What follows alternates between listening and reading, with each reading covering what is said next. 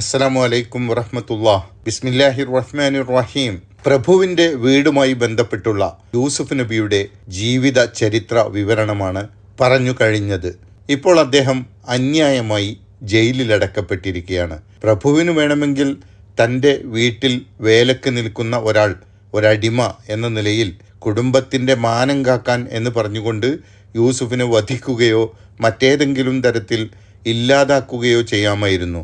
അതൊന്നും ആരും ചോദിക്കാൻ വരില്ല, ആരോടും മറുപടി പറയേണ്ടതുമില്ല.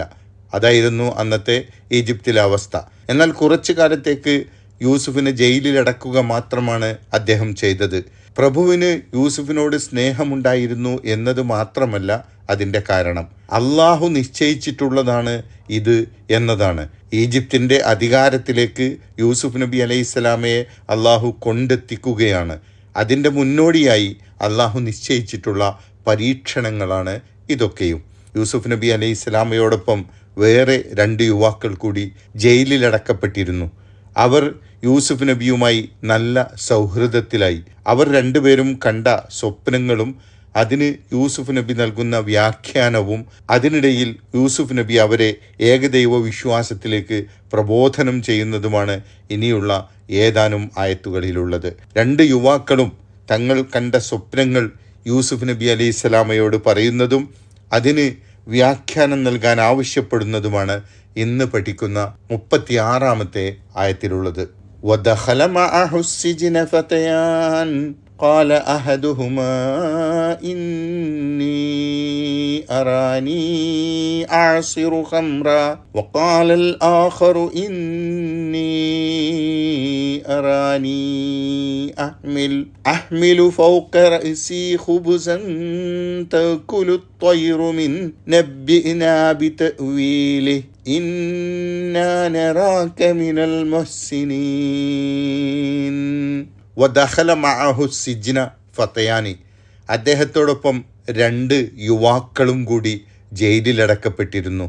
ഈ 2 യുവാക്കൾ ആരായിരുന്നു എന്ന് ഇവിടെ വ്യക്തമാക്കുന്നില്ലെങ്കിലും ഇവർ ഈജിപ്തിലെ രാജാവിൻ്റെ കൊട്ടാരത്തിലെ രാജാവുമായി ബന്ധപ്പെട്ട ജോലികൾ ചെയ്തു വന്നിരുന്ന യുവാക്കളായിരുന്നു എന്ന് സന്ദർഭത്തിൽ നിന്ന് മനസ്സിലാവുന്നുണ്ട്.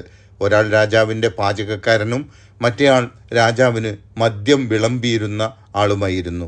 പാചകക്കാരൻ രാജാവിനെതിരെ ഗൂഢാലോചന നടത്തുകയും ആ ഗൂഢാലോചനയെക്കുറിച്ച് മദ്യം വിളമ്പുന്നയാൾ രാജാവിന് രഹസ്യവിവരം നൽകുകയും ചെയ്തു.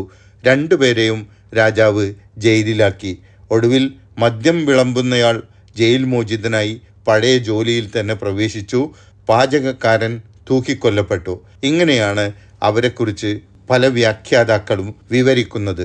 തുടർന്നു വരുന്ന ആയത്തുകളിൽ വരുന്ന കാര്യങ്ങളും ഈ വ്യാഖ്യാനങ്ങളെ ബലപ്പെടുത്തുന്നുണ്ട്. ഖാല അഹദുഹുമ, അവരിൽ ഒരാൾ യൂസുഫിനോട് പറഞ്ഞു, ഇന്നി അറാനി അഅസിറു ഖംറ, ഞാൻ മദ്യം പിഴിഞ്ഞുകൊണ്ടിരിക്കുന്നതായി എന്നെ സ്വപ്നത്തിൽ കാണുന്നു.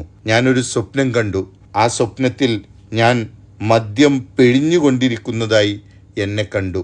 ഇതിൻ്റെ വ്യാഖ്യാനം പറഞ്ഞു തരണമെന്നാണ് ഒരു സഹതടവുകാരനായ യുവാവ് യൂസുഫിനോട് പറയുന്നത്. വഖാലൽ ആഖർ, മറ്റേ യുവാവ് യൂസുഫ് നബിയോട് പറഞ്ഞു, ഇന്നി അറാനി, ഞാൻ എന്നെ എൻ്റെ സ്വപ്നത്തിൽ കണ്ടു. അഹ്മിലു ഫൗഖ റഅസി ഖുബ്സൻ, എൻ്റെ തലയിൽ ഞാൻ റൊട്ടി ചുമന്നു പോകുന്നവനായിക്കൊണ്ട്. തഅക്കുലു ത്വയ്റു മിൻഹു, അപ്പോൾ പക്ഷികൾ അത് കൊത്തി തിന്നുകയും ചെയ്യുന്നു. ഞാൻ എൻ്റെ തലയിൽ റൊട്ടി ചുമന്നു പോകുന്നതും പക്ഷികൾ അത് കൊത്തി തിന്നുന്നതും ഞാൻ സ്വപ്നത്തിൽ കണ്ടു. നബ്ബിനാ ബിതഅ്വീലിഹി, ഞങ്ങൾക്ക് ഇതിൻ്റെ വ്യാഖ്യാനം പറഞ്ഞു തരണം. യൂസുഫ് നബി അലൈഹിസ്സലാമയോട് അവരുടെ സ്വപ്നം എന്തിനെയാണ് സൂചിപ്പിക്കുന്നതെന്ന് പറഞ്ഞു തരണമെന്നാണ് അവർ ആവശ്യപ്പെടുന്നത്. യൂസുഫ് നബിക്ക് സ്വപ്നം വ്യാഖ്യാനിക്കാനുള്ള കഴിവുണ്ടെന്ന് അവർ അറിഞ്ഞു കാണും. മാത്രമല്ല യൂസുഫ് നബി സൗന്ദര്യത്തിൽ മാത്രമല്ല സ്വഭാവത്തിലും എല്ലാവരെയും ആകർഷിക്കുന്ന വ്യക്തിയായിരുന്നു. അദ്ദേഹം പെരുമാറുന്ന ആളുകൾ അദ്ദേഹത്തെ സ്നേഹിക്കുകയും ബഹുമാനിക്കുകയും ചെയ്യുന്നവരായി മാറും. അദ്ദേഹം പറയുന്നത് എല്ലാവരും കേൾക്കുകയും അനുസരിക്കുകയും ചെയ്യുമായിരുന്നു.